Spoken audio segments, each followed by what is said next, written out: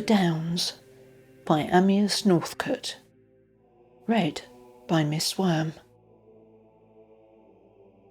I am venturing to set down the following personal experience, inconclusive as it is, as I feel that it may interest those who have the patience to study the phenomena of the unseen world around us. It was my first experience of a psychical happening, and its events are accordingly indelibly imprinted on my memory. The date was, alas, a good many years ago, when I was still a young man, and at the time was engaged in reading hard for a certain examination. My friend J was in a similar plight to myself, and together we decided to abjure home and London life and seek a quiet spot in the country, where we might devote ourselves to our work amidst pleasant and congenial surroundings. J knew of just such a place, a farm belonging to a Mr. Harkness, who was a distant connection of his own by marriage. Mr. Harkness was a childless widower, and lived much to himself at Bransom farm, attended to only by an elderly housekeeper and one or two servants. Although he called himself a farmer, and did in fact farm fairly extensively, he was a man of cultivated and even learned tastes, widely read and deeply versed in the history and folklore of his neighbourhood. At the same time, although good-natured, he was the most reserved and taciturn man I ever met, and appeared to have a positive horror of communicating his very considerable fund of local knowledge to outsiders like ourselves. However, he was glad to welcome us as paying guests for the sake of his relationship to J, and he and his housekeeper certainly took great care to make us comfortable and happy. Bransom Farm is a large, old-fashioned house, surrounded by the usual farm buildings and situated in a valley winding its way among the downs. The situation is beautiful and remote, and it would astonish many of our city dwellers to know that within 2 or 3 hours' railway journey from London, there still are vast stretches of open downland on which one may walk for hours without sight of another human being, traversed only by winding roads which run from one small town or hamlet to another, linking a few lonely cottages or farms to civilization on their route. Behind the house, Bransom Down, the highest in the neighbourhood, rises steeply, and beyond it, at a distance of about 3 miles, is Willingbury, the nearest town, whence the railway runs to London. It is necessary to describe the geography of the country between Willingbury and Bransom a little more closely. The two places lie, as is usually the case in the down country, in valleys between the hills, and by road are distant from each other about 6 or 7 miles, being separated by the long ridge of Bransom Down. But actually, the distance between them does not exceed 3 miles across the down. The path from Bransom, a mere sheep track, leading up to the top of Bransom Down, whence the wanderer sees before him a wide, shallow dip in the down, nearly circular, about 3/4 of a mile across, and at the other side sloping up to another gentle ridge.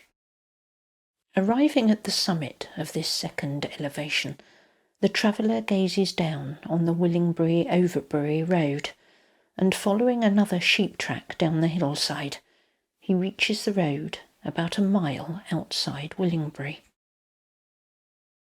The whole down is covered with sweet, short turf, unbroken by trees or shrubs, and at the time of my story was unmarred by fencing of any form. Flocks of sheep tended by shepherds and their watchful dogs were almost its sole inhabitants, save for the shy wildlife that clings to all natural shelters. Of the beauty of this down, and in fact of the whole neighbourhood, it is useless to speak. To anyone who has once felt the fascination of a walk in the fresh pure air over the springy and centuries-old turf, and who has allowed his eyes to wander over the miles and miles of open down, studded here and there with rare belts of trees, and has watched the shifting lights play over the near and distant hills, it is needless to speak. And to anyone who has never yet been fortunate enough to find himself in downland, in fine weather, one can hardly make its fascination clear in words, and one can only advise him to go and explore its beauties for himself. Well, it was at Bransom Farm that Jay and I took up our abode, and commenced a course of steady reading, tempered and varied by long walks in the country. Our time passed pleasantly and profitably, and we discovered one day with regret that more than half of it had elapsed. Dismayed at this discovery, we began to set our wits to work to find an excuse for prolonging our stay at Bransom, when suddenly an event happened which entirely altered our plans. Returning one day from our accustomed walk, Jay found a telegram waiting for him, which called him to London without delay, and the contents of which appeared to indicate the probability of his being unable to return to Bransom. No time was to be lost in making a start if he was to catch the afternoon train at Willingbury, and as it was really quicker to walk across the down than to drive round the roads behind Mr. Harkness's rather slow old mare, he threw a few clothes hastily into a bag and departed for the station. I accompanied him to see him off, and we made the best possible speed to Willingbury. But we had miscalculated the time. The afternoon train had gone, and we found on inquiry that there would be no other until the night mail for London, which passed through Willingbury shortly before 11 p.m. Jay urged me not to wait for this, but to leave him at the little inn and go back to Bransom before dark, but I was anxious to keep him company and cheer up his rather depressed spirits, so finally we agreed to dine together at the Blue Lion and spend the evening there until the train left. I was perfectly confident in my ability to find my way back over the down to Bransom that night, as the path was very familiar to us, and I expected to be aided by the light of the moon, which would rise at about 10 o'clock. In due course, the train arrived, and having seen Jay safely on his way to London, I turned my steps towards the Willingbury-Overbury road and its junction with the Bransom sheep track. It was a little after 11 p.m. when I left Willingbury on my homeward way, and I was disappointed to find that the moon had failed me, being completely hidden behind a thick canopy of cloud. The night was profoundly still, as well as being very dark, but I was confident in my powers of finding my way, and I strode contentedly along the road till I reached the point where it was necessary that I should diverge on to the down. I found the commencement of the sheep track without difficulty, as my eyes were now accustomed to the surrounding obscurity, and set myself to climbing the down as quickly as possible. I must make it clear that up to the present time I had been in my usual state of health and spirits, although the latter was somewhat depressed at Jay's sudden departure and the break-up of our pleasant association together. Up to this night, also, I had never in the least suspected that I was possessed of any special psychic intelligence. It is true that I was in the habit of occasionally dreaming very vividly and consecutively, but I had never given this faculty a serious thought, nor, like most young men in their 20s, had I ever given any consideration to psychic matters. It must be remembered also that I am writing of nearly 40 years ago, when an intelligent interest in the potentialities of unseen beings and kindred topics was far less common than it is today. Well, I commenced my ascent of the hill, and I had not gone very far when I became aware of a certain peculiar change taking place in myself. I fear I shall find it very difficult to describe my sensations in a fashion intelligible to those who have never experienced anything similar, whilst to those who have undergone psychic ordeals, my description will probably appear bald and inadequate. I seem to be, in some mysterious fashion, divided into a dual personality. One, the familiar one, was myself, my body, which continued to walk up the sheep track, keenly alive to the need to keep a sharp lookout against losing my way or stumbling over some obstruction. This personality also felt loneliness and a certain degree of nervousness. The darkness, silence, and immensity of the empty country round me were oppressive. I feared something. I was not quite sure what, and I anxiously wished I was at the end of my journey, with the farm lights shining out to welcome me. My other personality was more vague and ill-defined.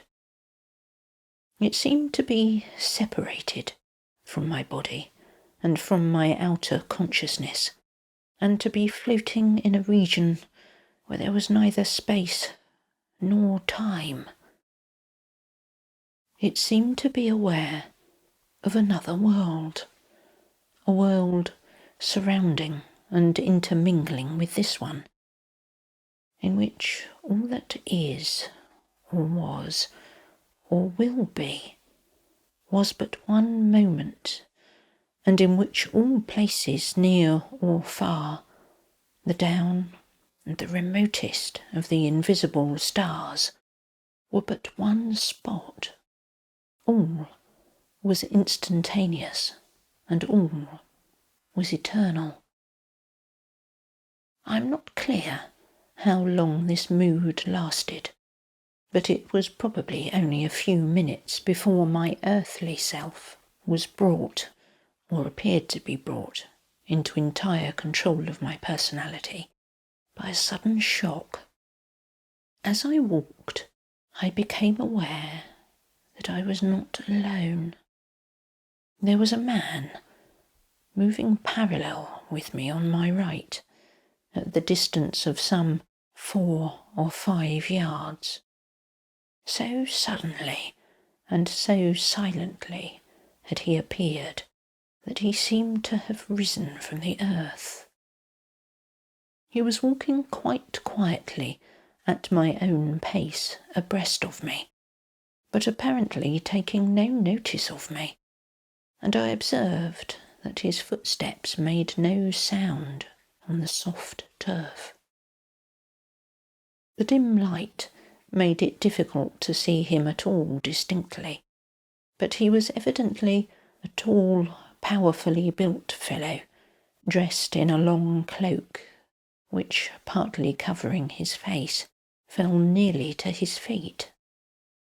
On his head he wore a queer-shaped three-cornered hat, and in his hand he carried what appeared to be a short, heavy bludgeon. I was greatly startled. I am a small and by no means robust man, and the apparition of this odd-looking stranger on these lonely downs was disquieting. What did he want? Had he followed me down from the road from Willingbury? And if so, for what purpose? However, I decided it was best not to appear alarmed, and after taking another glance at the man, I wished him good evening. He took not the faintest notice of my salutation, which he appeared not even to have heard, but continued to advance up the hill by my side, in dead silence. After a few moments I spoke again, and this time my voice sounded strange in my own ears, as if it did not come from my lips, but from somewhere far away. "A dark night," I said. And now he answered, in a slow, measured voice, but one in which there sounded a note of hopelessness and misery. He said, "It is dark to you. It is darker for me." I scarcely knew what to reply, but I felt that my courage was at an ebb, and that I must maintain it by endeavouring to keep up a conversation, difficult though this might prove. Accordingly, I went on. "This is a strange place to walk in at night. Have you far to go?" Still he did not turn his head, nor look at me. "Your way is short and easy, but mine is long and hard." "How long, O Lord? How long?" he cried. As he uttered the last words, his voice rose to a cry, and he tossed his arms above his head, letting them fall to his side with a gesture of despair. "O Lord, how long?" We had now almost reached the top of the down, and as we neared the summit, I became aware that the wind was rising. At the moment, we were sheltered from it by the brow of the hill, but I could hear its distant roaring, and as we reached the summit, it broke upon us with a rush. With it, and mingled in its sounds, came other sounds. The sounds of human voices, of many voices, in many keys. There were sounds of wailing, of shouting, of chanting, of sobbing, even at times of laughter. The great shallow bowl of Bransom Down was alive with sounds. I could see nothing save my strange companion, who continued to move steadily forward, and I, dreading his company, yet dreading even more to be left alone, accompanied him. The night was still profoundly dark, and though, as I advanced, the voices often sounded quite near, I saw nothing until we had passed the centre of the depression and were mounting the opposite slope. At that moment the wind tore aside the clouds, and the moon streamed down full upon the downs.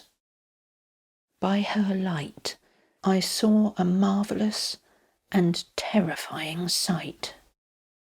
The whole of Bransom Down was alive with people, hurrying hither and thither, some busy and absorbed in their occupations, whatever they might be, others roaming aimlessly and tossing their arms into the air with wild and tragic gesticulations.